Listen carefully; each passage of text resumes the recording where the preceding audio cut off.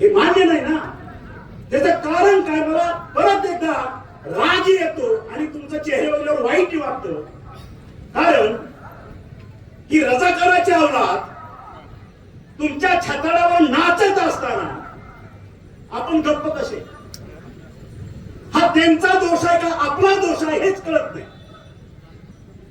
असं काय आहे की तुम्हाला त्याची वेठबिगार करावी लागते? अशी कुठली गोष्ट आहे की त्याच्यामुळे तुम्हाला त्या माणसाचा तुम्हाला त्रास होईल? आणि मी परत आज छाती डोकमाने तुम्हाला वचन देतोय या सगळ्यांच्या साक्षीनं, त्याच्यासारखे 10 जरी आले तुमच्यावर कुठलंही संकट येऊ द्या, हा तानाजी सावंत छातीचा कोट करून तुमच्या अगोदर त्याच्यासमोर असेल. मला बघायचं त्याच्यात किती दम आहे, किती गट्स आहेत ते.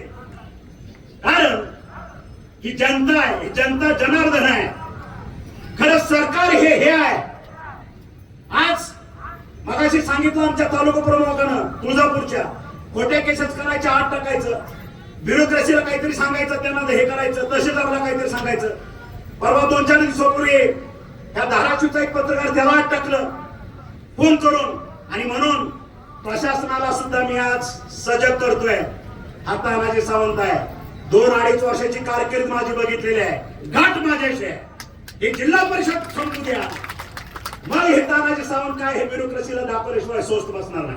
जनतेवर जर अन्याय करणार असाल, ज्याच्या पगारी तुम्ही खाता, ज्याच्या रक्ताच्या पैशातून तुमच्या तिजोरी भरतात आणि त्या तिजोरीतून तुमच्या पगारी होतात, त्यांना जर त्रास द्यायची मानसिकता तुम्ही ठेवली, राजकारण करत असाल, त्याला योग्य पद्धतीनं जाब दिल्याशिवाय तानाजी सावंत स्वस्त बसणार नाही. हे मान्य नाही, हे सहन करणार नाही.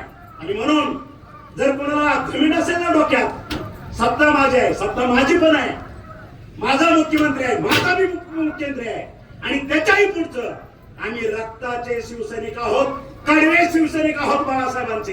आम्ही कोणाची डाळ शिजू देणार नाही. त्याच्यामुळे आमचा नाद करू नका.